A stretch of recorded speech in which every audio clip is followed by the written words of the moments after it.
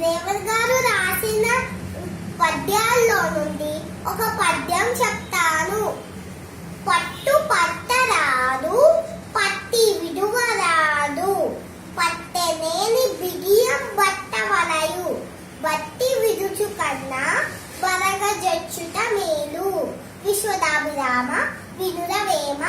పద్యం భావం ఏంటంటే, ఏదైనా పని చెయ్యాలని పట్టుదల పట్టరాదు.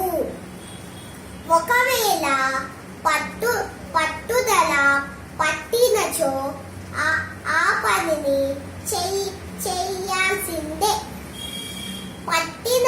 పట్టిన పట్టు నడిమిలోనే విడుచుట కంటే న్యాయముగా మరణమే మేలు అని వేమన గారు ఈ పద్యం ద్వారా చెబుతున్నారు.